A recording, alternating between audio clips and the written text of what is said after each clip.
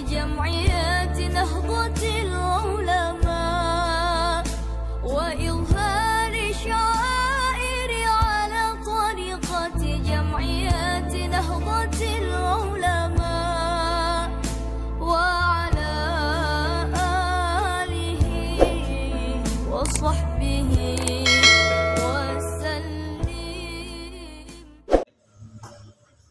Bismillahirrahmanirrahim.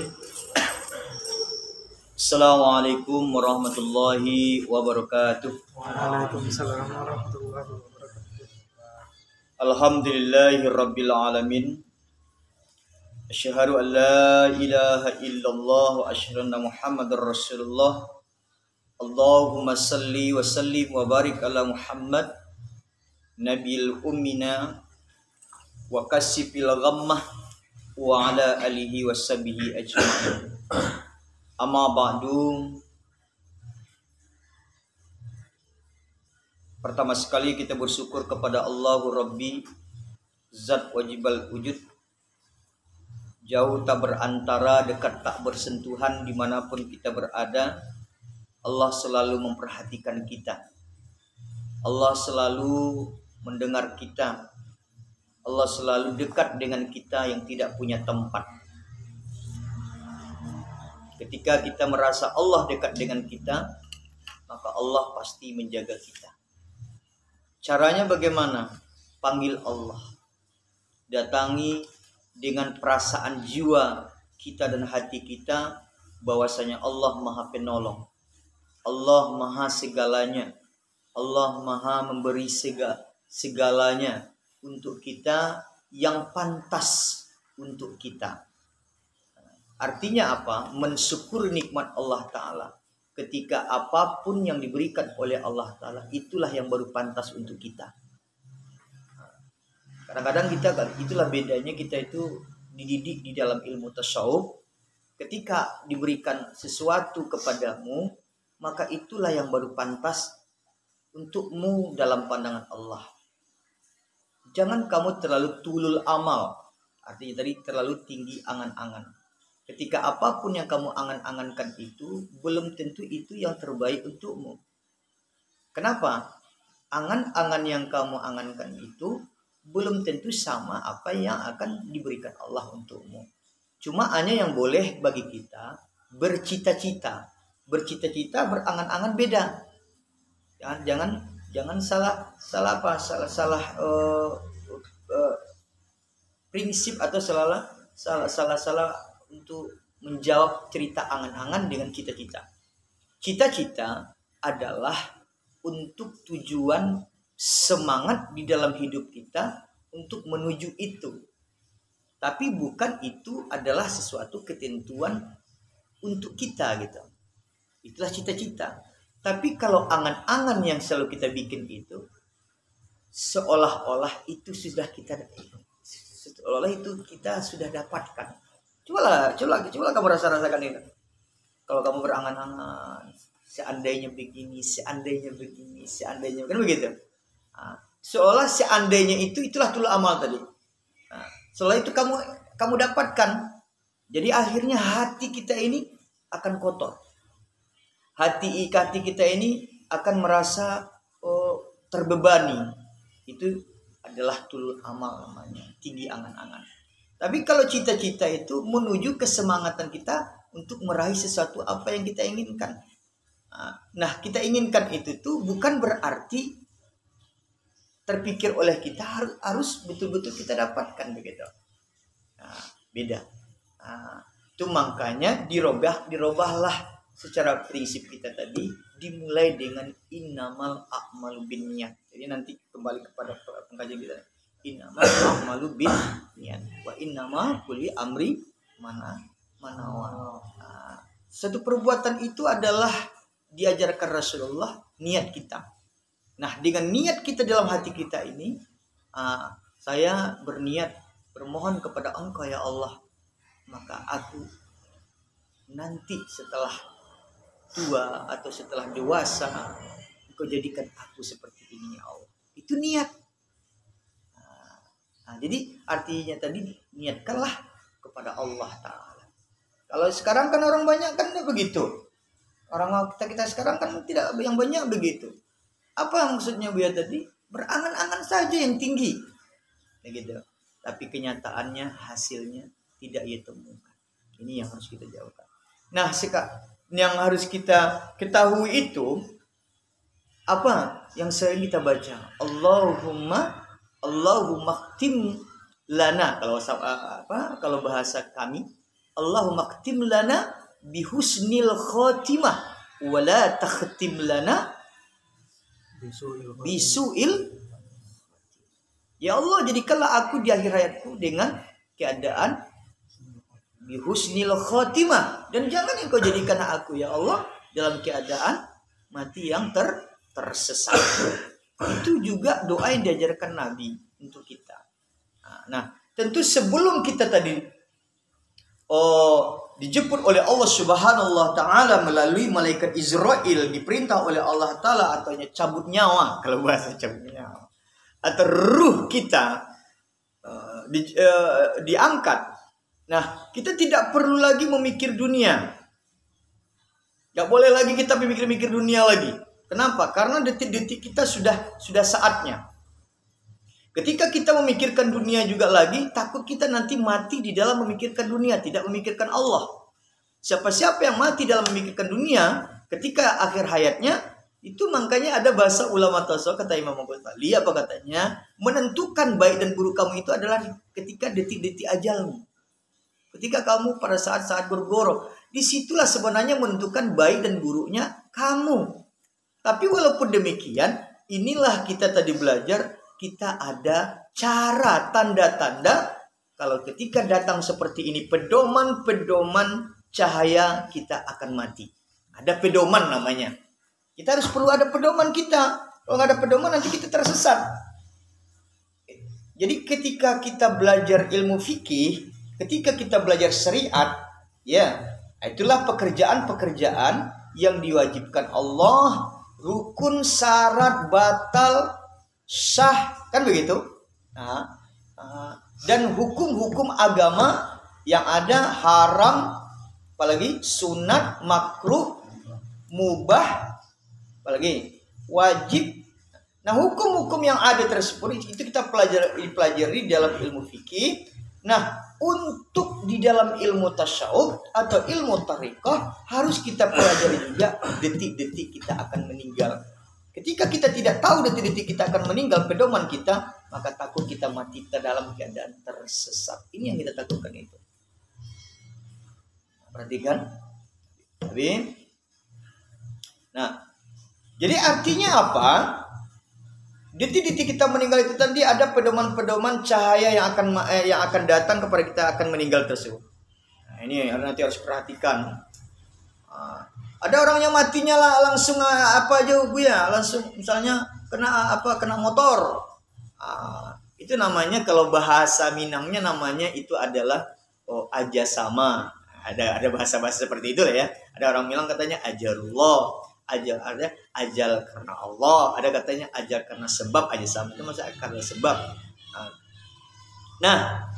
Nah, jadi kita itu ketika kita diberi kesempatan oleh Allah Ta'ala, ya, untuk menuju jalan menikmati itu, jalan mati itu, kita dikasih pedoman. Mana pedomannya?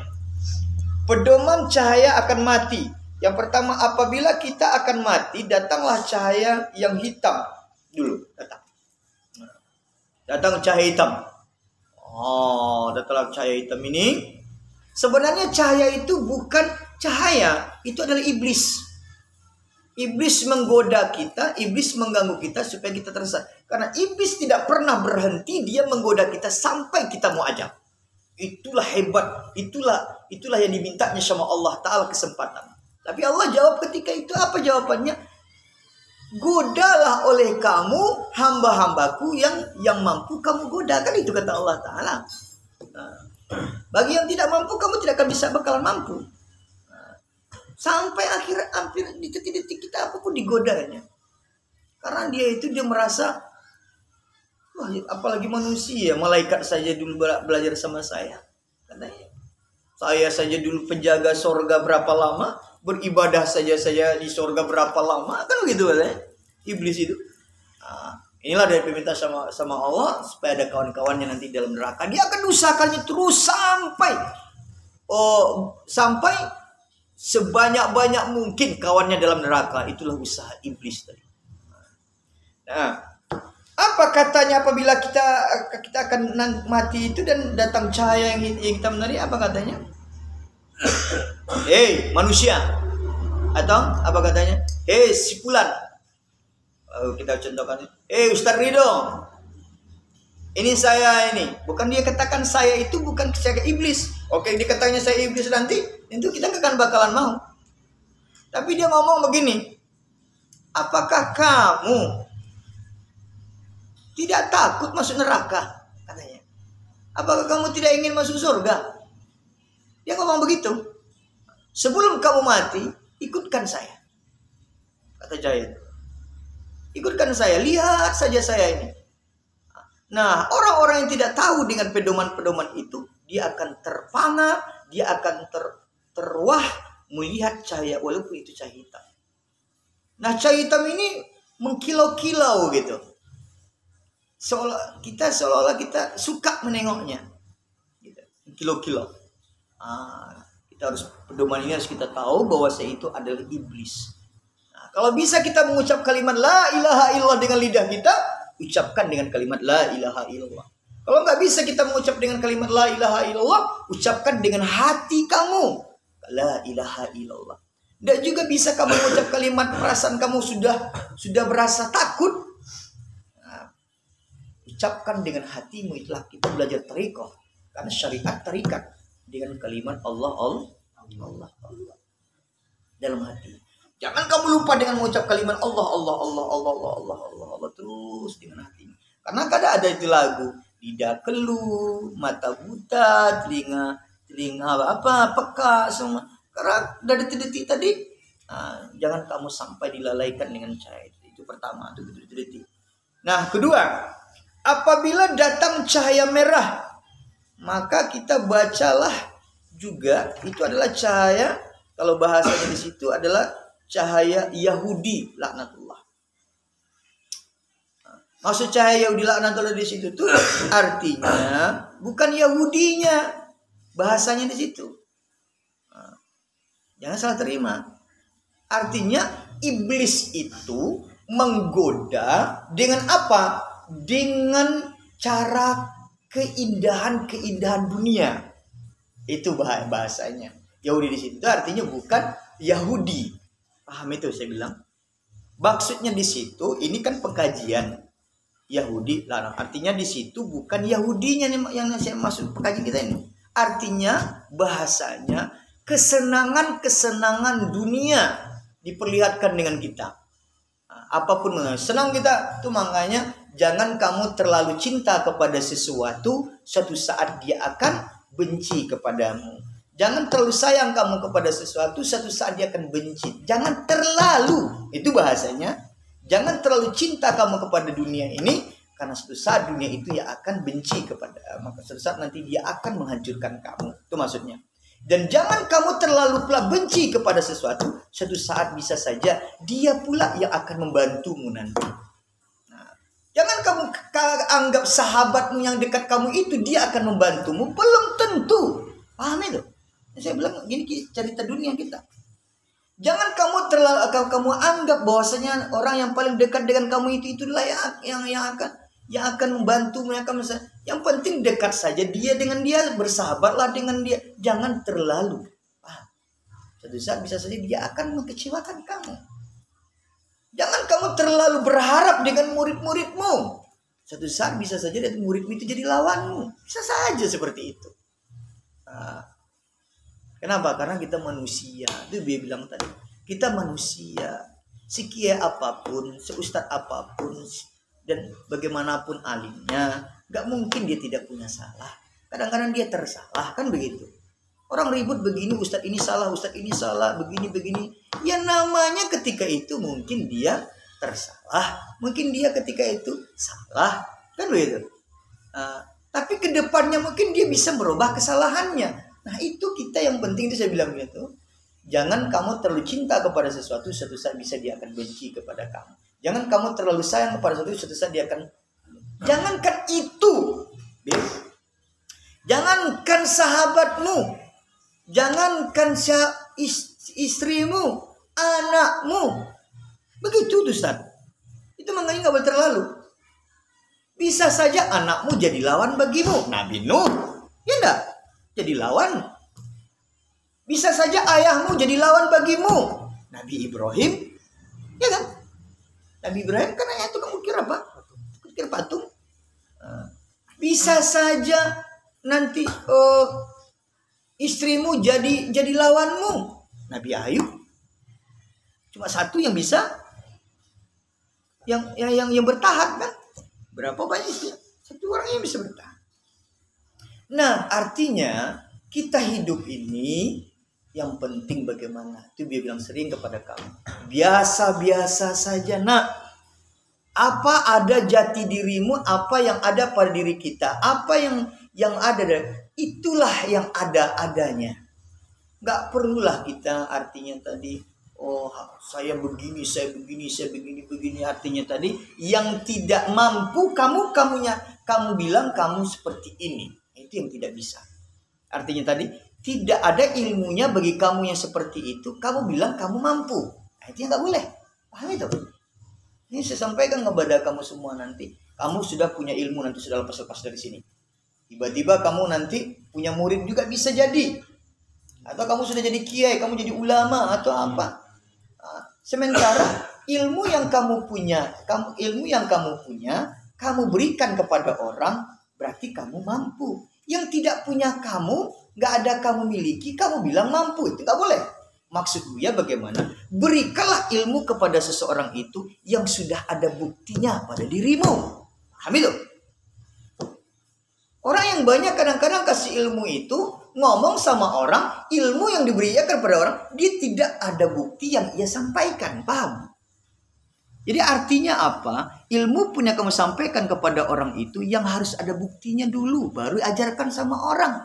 Contoh, dia bilang begini, satu contoh. Dia ajarkan ilmu yang begini, umpama. Misalnya ini adalah ilmu untuk memudahkan rezeki kepadamu. Satu contoh kan.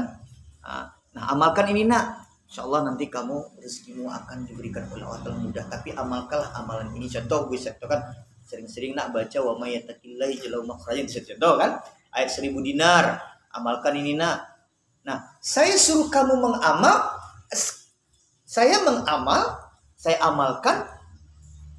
Dan saya amalkan itu ada buktinya. Paham itu? Tapi seandainya umpamanya, ini mudah kamu rezeki kamu nak, kamu nanti insya Allah gak akan bakalan susah hidupmu. Umpama saya bilang satu contoh, amalkan ayat 1000 dinar. Ini satu contoh. Lalu kamu amalkan. Saya amalkan umpama. Tapi yang saya amalkan ini tanpa ada saya diajarkan dulu sama saya. Cuma saya amalkan saya. Dan kehidupan saya tidak ada perubahan sedikit pun. Umpama satu contoh. Lalu saya bilang begitu. Percaya gak kamu? Itu gak bakal. Saya tanya Ridho. Saya cuma hanya Nggak ada perubahan dalam hidup saya. Umpama begitu. Makan pun minta-minta. Mau satu contoh umpama ya. Sedekah ke sana, minta sedekah ke sini umpama kan. Tiba-tiba saya ajarkan Ustaz Ridho. Saya ajarkan Habib, saya ajarkan Daniel umpama. Daniel. Kira-kira bagaimana itu? Itu yang gue maksud tadi. Artinya apa?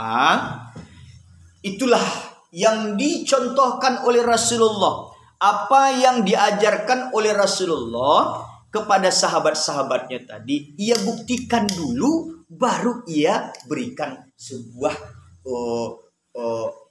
amalan, bacaan, gitu. Masalah cerita sedekah, memang dibuktikan Rasulullah dulu, baru. Jadi inilah yang dia sampaikan tadi. Jadi artinya cerita kita tadi di sini, ketika kita cahaya merah tadi, Yahudi itu artinya dunia, bukan kaum Yahudi, bahasa kita pembahasan sekarang. Dunia, mereka itu mengejar karena mengejar dunia saja. dunia. Salah satu contohnya sekarang yang dikejar itu adalah Palestina. Nah, itu yang dikejar karena itu punya kakeknya, tanah kakek dan segala macam. Nah, terserah mereka lah. Nah, jadi artinya semua yang ada tersebut, yang ada terjadi seperti tersebut yang dikejar itu dunia. Nah, itu yang datang besok. Dia yang datang besok. Kamu cinta kepada istri kamu datang, bang. Gak usah abang dulu pergi bang, gak usah abang meninggal dulu katanya. Gak ingat abang sama saya. Kalau dibikin pantunnya apa tuh Ustaz? Kalau orang-orang misalnya kalau udah cinta kali sama orang itu biasanya orang itu udah datang banyak aja pantunnya itu. Kalau pandai adik melukis buatkanlah abang ikan hiu. Kalau pandai adik bahasa Inggris apa artinya I love you. Ada juga. Kalau udah ngomong-ngomong bahasa apa lah namanya itu bahasa sekarang itu. Gombalan. Adik kalau adik itu paling nikmat naik mobil apa dik katanya. Kalau Mas Rido kalau mobil apa yang senang? Naik mobil apa? Mobil Ayla. Mobil I love you. Enggak pandai aku ya. Enggak pandai ya gombal ya. Karena I miss you katanya. Jadi ada lagi yang ngomong sama anak-anak gadis ini, saya kepengen cari buku. Di mana pustaka yang bagus?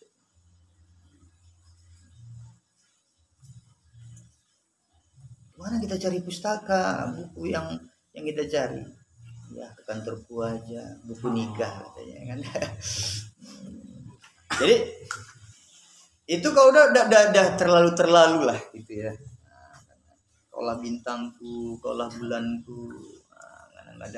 Kadang-kadang dia bersumpah-sumpah lah di bawah tiang listrik. Demi tiang listrik, aku berjanji kepadamu. Saya siap untuk berenang di lautan WC katanya. Itu semuanya kan cerita-cerita itu semua.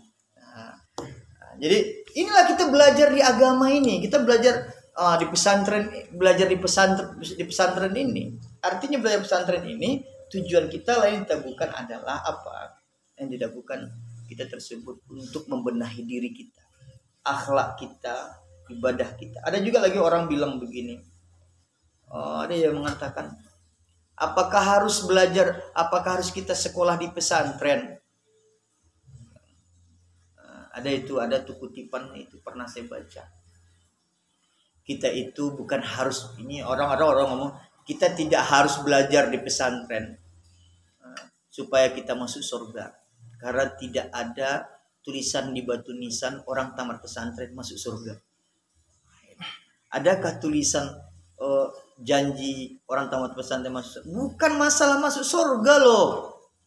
Artinya indah bayan masalah masuk surga kita belajar di pesantren ini. Kita belajar pesantren itu tujuannya adalah untuk lebih mantap mengetahui ilmu agama. Itu tujuannya di pesantren. Apakah orang yang sekolah belajar umum itu, orang sekolah di umum itu tidak mantap dengan ilmu agamanya? Bisa saja orang umum itu mantap ilmu agamanya, tetapi dia tidak tahu dengan ilmu pesantren. Itu aja bedanya, ya enggak? Jadi cerita kita masalah masuk surga dan tidak masuk surga itu bukan ketentuan. Itu ketentuan adalah yang ditentukan oleh Allah. Jadi kita ini belajar di pesantren ini bisa tahu apa yang ada belajar di ilmu pesantren dan tidak ada di ilmu umum. Cuma itu. Coba tanya sama orang umum itu, kalau kita mentasrif kan tahu dia itu. Doraba, dorobu, dorobat, dorobata, dorobna, dorobta, dorobtuma, dorobtum, dorobti, dorobtuma, dorobtumna, dorobtu, dorobna. Coba tanya, nggak tahu mereka itu. Ya dah. Pa'ala, pa'alu, pa'alata, pa'alna, pa'alta, pa'altuma, pa'altum. Nggak tahu mereka itu. Padahal itu belajarnya di kelas 1 pesantren. makanya kata Gus Baha.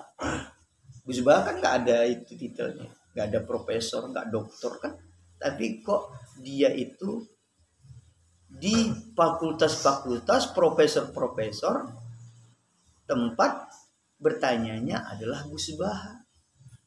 Gus Baha kan ada itu di yang sekarang kan lagi viral-viral lagi berapa? Ulama yang orang hidupnya santai. Nah, ya. Jadi kenapa sama dia bertanya, dia ahli tafsir. Tanya apa yang mau masalah apa? Tahu dia. Dia tidak profesor, dia tidak ada titel doktor. Dia tamatan pesantren. Kata Gus Baha, kenapa kita sekolah di pesantren ini? Karena yang bertanya itu orang yang S1 dan S2 dan S3 itu, ketika orang itu kuliah, bisa kita tanya yang S1. Saya pernah juga kuliah di sekolah di fakultas agama. Enggak usah kita bikin fakultas malahnya, nanti salah ngomong juga Bu ya. Pokoknya pernah saya kuliah di fakultas yang dipelajari itu bahasa Arabnya Ustaz. Masih ingat? Mungkin Ustaz juga pernah apa bahasa Arabnya gitu itu? Ja'a Zaidun. Nah, nanti ditanya umun abun. Kalau umun abun itu pelajaran kelas berapa kita pesantren? Kelas 1. Kalau Ja'a Zaidun di Irab. Nah, ini Irab Ja'a Zaidun. Ja'a filun madi mabdiud al-fati lama lalau minal Irab. Zaidun fa'ilun marfuun wa alamatu rafi domatun zairatun fil akhiri. Itu pelajaran di kelas berapa itu? Kelas 1, Ustaz. Kelas 1 itu. Nanti kadang-kadang baru apa? Mentasrif. Fa'ala yaf'alu fa'lan fahuwa fa'ilun wa zakal maf'ulun maf'ulun itu pelajaran kelas berapa? Kelas 3. Nah, itu di kelas 3 pesantren. Nah, jadi itu maka saya bilang artinya apa? Sebenarnya kita ini sudah, jadi artinya kelas 3 kamu di pesantren ini udah S1. Iya. Belajar bahasa Arab. Tapi ilmunya, tapi masalah bahasa Arab Ustaz, bukan yang lain-lain. Jangan salah terima pula. Kedokteran beda lagi. Nah, nanti kalau masuk Ustaz ke dalam kedokteran nggak ada pembahasan itu. Kita membahas masalah Arab ya, masalah tafsir atau apa. Nah, iya, itu yang nanti dia yang apa nanti itu kalau saya waktu itu SKS-nya berapa? 3 SKS itu bahasa Arab waktu itu. Nah, jadi sebenarnya kita di pesantren ini ada kelebihan kita, ada kekurangan kita. Mana pula kekurangan kita di sini? Ada juga di pesantren ini apa? Kita kurang suka belajar bahasa Inggris. Padahal nantinya tamat di pesantren itu perlu. Itu pula kelemahan kita dan kekurangan kita di pesantren juga di sebagian. Tapi kalau di pesantren-pesantren modern, yalah. Nah, tapi kalau pesantren-pesantren kita tradisional ini, yang buka kitab kuning ini, yang orang-orang NU ini kekurangan kita. Bahasa Inggris inilah. Kenapa kurang enak gitu. Padahal besoknya perlu gitu. Mendengar bahasa Inggris itu rasanya udah ngantuk gitu. Itulah kurang. Seharusnya jangan begitulah. Entah nanti kamu tak ke Bali kamu nanti ketemu sama bule-bule itu. Harus bahasa Inggris ya. Entah kerja di hotel kamu nanti. Tukang-tukang pemandu kan. Nah, jadi artinya dunia inilah. Nah, dunia itu pun harus kita apa? Kemarin udah dia bilang, dunia itu memahaminya. Kita kan dalil kita itu kalau kita belajar di dalam usul fikih ada namanya dalil nakli, ada dalil akli. Dalil nakli apa? Quran dan hadis. Dalil akli apa? Inilah kita pahami ada ijtihad ulama, ada ijma ulama, ada qiyas ulama yang menyesuaikan situasi dan keadaan dalam kehidupan kita. Nah, menjelang mati kita itu apa keadaan kita? Digoda oleh dunia. Nah, itu ad-dunya mata'ul apa? Ada di situ. Ad-dunya mata'ul gurur. Dunia itu adalah panggung sandiwara bagi kita. Seharusnya kita bikin begini, Beb. Ya. Seharusnya kita jadikan hidup itu, dunia itu yang melalaikan kita. Jadikanlah ad-dunya'u mazra'atul akhirah. Dunia itu adalah sawah ladang kita untuk akhirat. Nah, ketika ada nanti menggoda kita tersebut, bilanglah la ilaha illallah. Gak mampu kamu dengan mengucap kalimat la ilaha illallah dengan hati, kalimat Allah, Allah, Allah. Tidak mampu dengan kamu mengucap kalimat Allah, Allah, Allah. Serahkan diri kamu kepada Allah. La haula wa la quwata illa billah. Tidak daya upaya kamu kecuali kekuatan Allah. Serahkan diri saja kamu. Tawakal Allah. Wa hasbunallahu wa ni'mal wakil. Ni'mal maula wa ni'mal nasir. Wa la haula wa la quwata illa billahil aliyil azim. Serahkan diri kamu kepada Allah. Jadi orang tasawuf itu sangat hati-hati. Siapa bilang orang tasawuf itu syirik? Orang tasawuf itulah yang paling hati-hati masalah kesirikan. Orang tasawuf itulah yang paling hati-hati masalah kekafiran. Ini enggak.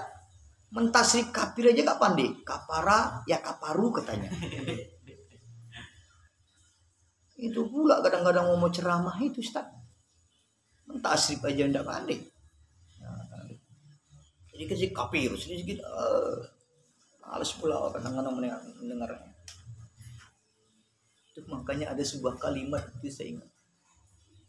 Siapa orang yang suka mengkafir-kafirkan orang, dialah sebenarnya yang ia katakan. Siapa yang suka mengkafir-kafirkan orang, dia sendirilah yang mengatakan dirinya sendiri. Jadi benahi aja diri kita. Nah, setelah itu, apabila datang cahaya yang kuning, maka bacalah la ilaha illallah. Itulah cahaya iblis dari bagian Nasrani. Nah, jangan salah terima pula. Bukan orang Nasrani, sudah saya bilang tadi, bagian Nasrani. Artinya apa? Nasrani di situ tuh adalah kita seorang Islam tidak sama akidah kita. Artinya apa? Kita bernabi kepada Nabi Muhammad. Yakin nggak kamu kepada Nabi Isa? Yakin. Nabi Isa itu adalah Rasul. Kita orang Islam ini yakin kita kepada Nabi Isa. Kenapa? Siapa yang tidak yakin kepada Nabi Isa, maka dia tersebut belum termasuk dia beriman kepada Allah. Ya enggak? Rukun iman berapa? Hah? 6. Rukun Islam di 5. Jadi kepada berapa rasul yang harus kita yakini? 25. Masuk enggak Nabi Isa? Masuk. Kita orang Islam ini harus yakin kepada Nabi Isa. Tapi karena sudah ada orde baru dengan orde lama. Ya enggak? Orde lama atau orde baru? Yang dulu yang kalau sama Soeharto orde apa namanya? Orde lama. Sekarang orde baru. Sekarang adalah orde reformasi. Ya. Nah, pertukaran itu. Jadi artinya sekarang ngikut Soeharto kamu atau ngikut Jokowi? Sebelum Jokowi siapa? SBY. Sebelum SBY? Megawati. Sebelum Megawati? Abdurrahman Wahid. Sebelum Abdurrahman Wahid? B.J. Habibie. Sebelum B.J. Habibie? Soeharto. Ya enggak? Nah, masih kamu ikut Soeharto, masih ikut B.J. Habibie, masih ikut Abdurrahman Wahid, masih ikut Megawati, atau masih ikut SBY? Sekarang presidennya siapa? Jokowi. Tentu yang kita ikut siapa sekarang? Jokowi lah. Pergantian. Mana mungkin kita ikut juga lagi Soeharto? Nah, jadi kita beragama itu. Nah, pertukarannya sekarang, artinya pertukarannya Nabi yang terakhir siapa? Nabi Muhammad Sallallahu Alaihi Wasallam. Tentu kita harus ikut Nabi Cuma bedanya begitu saja. Dan jangan kita jadikan sebuah perbantahan, itu sudah jelas. Silakan. Lakum dinukum waliya. Jadi agamamu bagimu dan agamaku bagi. Ya udah itu aja. Memang ada lantardo angkal Yahudu walan Nasara hatta tattabi'a millatahu. Tidak akan bersenang hati orang-orang kafir itu, orang-orang Yahudi dan orang Nasrani itu, sebelum kita masuk ke dalam agamanya. Memang begitu kata Al-Quran. Tetapi ada tetapinya. Tetapi kita harus mempunyai sebuah prinsip.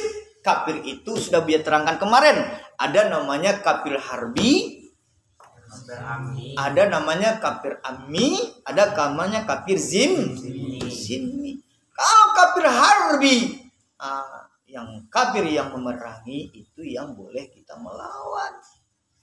Ada kafir itu yang bayar pajak, ada kafir itu yang tidak bayar pajak, ada kafir itu yang diamankan, ada kafir itu yang bayar pajak, ada yang diperangi. Sudah diatur kok dalam agama kita. Kenapa kita saling jelek-menjelekkan? Itulah. Jadi kita beragama itu tetap, apalagi kita sama-sama Islam. Allahu Akbar. Apalagi kita sama-sama Islam. Tidak ada saling harga menghargai, tidak ada saling hormat. Kita sama-sama Islam. Terserahlah mau organisasi apa namanya. Kalau kita berprinsip, kita menghargai selagi dia manusia dan tidak mengganggu kita. Paham itu? Kamu dididik harus seperti itu. Hidup bertoleransi harus ada di dalam diri kita. Karena Rasulullah pun juga seperti itu. Nabi Muhammad juga seperti itu. Dia menghargai. Pernah nggak kamu dengar cerita? Ada seorang perempuan, ada namanya anaknya makan di luar. Orang Islam berpuasa. Apa katanya? Nah, kesini nggak boleh. Ada orang Islam berpuasa. Pernah kamu dengar cerita itu kan? Orang berpuasa di rumah. Cuma menghargai orang Islam berpuasa. Anaknya tadi sudah bawanya ke rumah karena dia makan, karena dia tidak agama Islam ketika itu. Diberi Allah Ta'ala dia petunjuk masuk Islam sehingga dia sang masuk surga. Cuma menghargai orang berpuasa, dikasih hidayah oleh Allah. Jadi kamu harus begitu. Kita harus menghargai apapun, semut pun binatang. Sedangkan Nabi Sulaiman berkuda beramai-ramai ketika itu, masih ingat? Bisa dengar ceritanya? Ada semut ketika itu berombongan lewat. Kalau semut kan suka itu berjalan, membelintang jalan itu, tengah jalan itu dia suka jalan di situ. Berhenti Nabi Sulaiman ketika itu untuk menghargai semut. Ini kencing kamu asal ada lubang situ kamu buang. Kalau kencing kamu yang menganggap enggak, iya biasa-biasa aja. Ya enggak? Nanti ada lubang kencing kamu di situ. Kalau lubang kencing kamu di situ. Kalau tepat sama kencing kamu nanti di lubang semut. Kalau kamu yang kencing itu kamu anggap biasa. Kalau semut udah banjir itu, tsunami itu. Enggak? Kalau semut itu udah merasa tsunami dia itu. Jadi jangan, jadi itu makanya Rasulullah melarang kita. Itu kan adab-adab. Itu sekin mendetilnya lah Rasulullah mengajarkan kita. Nah, apalagi manusia sama dengan manusia.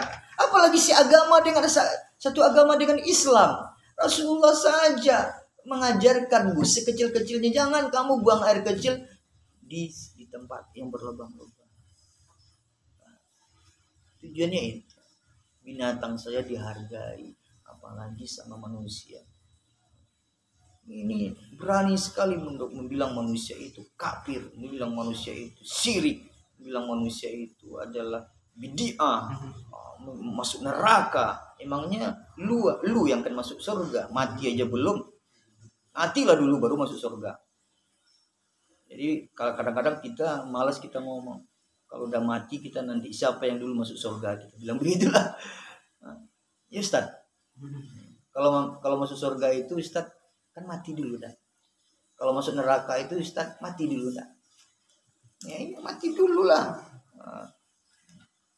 Jadi siapa yang masuk surga, yang masuk neraka itu belum jelas siapa. Entah kamu yang masuk neraka nanti Ustaz, entah saya masuk neraka. Entah kamu masuk surga tuh.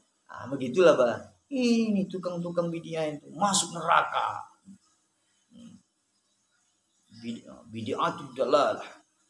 Dalalatu finnar. Bid'ah itu adalah sesat. Siapa yang sesat itu masuk neraka. Namanya kamu Tuhan. Siapa yang ngomong itu terserahlah. Kalau dia tahu dan mendengar di YouTube kita umpama kalau merasa dia ya udahlah nikmati aja. Ya nikmati aja. Tapi siapa orangnya nggak perlu kita bilang. Paling-paling dia marah kita ngomong seperti itu. Nggak maksud saya itu. Kalau masalah cerita neraka, cerita masuk surga. Belum tahu kita siapa yang masuk surga, masuk neraka. Itu masalahnya. Tapi kita belum mati. Tapi kalau seandainya sudah mati kita nanti, bertemu kita nanti di yaumil mahsyar sama dia, kamu kena ke surga atau ke neraka? Dia ngomong sama kita, oh saya masuk surga. Dia ngomong, oh saya masuk neraka. Jelas di situ ya enggak? Ini mati aja belum sudah dibilang orang masuk neraka. Nah ini, jadi itulah cahaya Yahudi laknatullah. Apabila datang cahaya kuning, maka bacalah la ilaha illallah. Tiada Tuhan selain Allah. Boleh kamu sambung la ilaha illallah Muhammadur Rasulullah. Muhammadur Rasulullah juga boleh. Artinya tadi kalau lidah kita udah keluh ya bagaimana ya la ilaha illallah, udah keluh lidah kita kalimat Allah boleh juga. Nama Tuhan yang bako, yang tetap, yang nggak bisa dipakai makhluk. Kalau ada orang yang bikin namanya Allah, itu itu udah tembak petir ya nanti. Ada enggak nama manusia Allah? Ini kadang-kadang ada pula dibahas katanya, kok Allah saja dibaca. Ada lagi bilang kok apa pula dia membahas itu. Jangan dibahas persoalan orang. Bahas aja persoalan diri kita. Gitu. Kalau dibahas juga ada pengkajian masalah orang, akhirnya bisa berantam. Nanti kalau berantam pun gak akan bakalan mampu Kami banyak. Kami NU ini banyak kami. Kamu baru sedikit di Indonesia ini. Ya enggak? Kita bukan ngajak berantem, tapi mereka yang suka ngajak berantem kepada kita. Karena tahu mereka juga nengok YouTube kita. Iya, sudah naik pula darah, asal jangan ikuti setan aja udahlah. Jadi itulah cahaya iblis. Karena iblis ini mudah mengajak manusia tadi. Jadi awas kita hati-hati ya. Jadi waqtim lana bi husnil khatimah. Jadi pedoman-pedoman namanya. Setelah itu apabila datang cahaya yang hijau atau biru. Hijau atau biru nanti pedoman menjelang itu, maka itu semua nanti datang apa yang kita cintai. Apa yang kita sayangi, apapun bentuknya, maka bilang tadi biar jangan terlalu cinta kepada dunia, pada sesuatu. Cinta boleh, jangan pakai terlalu. Apabila datang cahaya yang hijau atau biru, baca la ilaha illallah qul huwallahu ahad. Kalau masih bisa lidah kita ngomong. Kalau biru hijau atau biru. Kalau nggak bisa lidah kita keluh, dengan hati saja dengan kalimat la ilaha illallah. Nggak mampu dengan kalimat la ilaha karena kita sudah bingung perasaannya Allah. Karena syaitan itu sangat takut sekali dengan kalimat itu. Iblis takut dengan kalimat itu. Jadi kalau bisa la ilaha illallah qul huwallahu ahad. itulah cahaya malaikat Jibril katanya. Dia ngomong begini, ini cahaya saya, ini cahaya malaikat Jibril ini. Nah, ini saya, ini malaikat Jibril katanya. Iblis yang menyampaikan wahyu kepada Nabi Muhammad itu katanya iblis tadi, supaya kita diragu-ragukannya. Nah, itulah hebatnya iblis tadi, menggoda-goda kita. Sayalah malaikat Jibril itu yang menyampaikan wahyu kepada nabimu, Nabi Muhammad itu. Padahal dia iblis, mengganggu kita. Selalu mengatakan katanya kita tadi, kamu akan mati katanya. Setelah itu nanti ini udah nggak tergoda katanya malaikat Jibril tadi. Saya ulamamu. Nah katanya, ibaratnya minta maaf. Inilah Buya Ronah itu katanya. Padahal dia menggoda-goda kita, mengganggu-ganggu kita. Dirupa-rupakannya guru-guru kita semua. Datanglah guru kita. Nah, karena kan ada bahasanya, guru kita itu menolong kita dengan ilmu-ilmu yang diajarkannya. Kan guru kan ngomongnya seperti itu. Saya ajarkan kamu ilmu-ilmu agama ini yang akan bisa membantumu nanti dunia dan akhirat. Kan begitu, pasti guru seperti ngomong seperti itu. Tapi ini tujuannya adalah menyesatkan supaya kita berpikir menghadap ke guru saja. Guru tolong saya, bantu saya, kan begitu. Itu makanya beliau pernah bilang, ketika kamu dekat gurumu, kamu hebat, itu belum kamu sukses. Tapi ketika kamu sudah jauh dari gurumu, kamu hebat, berarti kamu tersebut adalah orang hebat. Kalau masih dekat guru lagi belum hebat. Kenapa? Karena kita masih dekat guru kok. Itu. Jadi itu cahaya. Jadi ada bentuk ulama, jadi ya. Ada nanti kita nampak bentuk ulama. Itu tidak betul itu bukan ulama kita. Itu adalah iblis.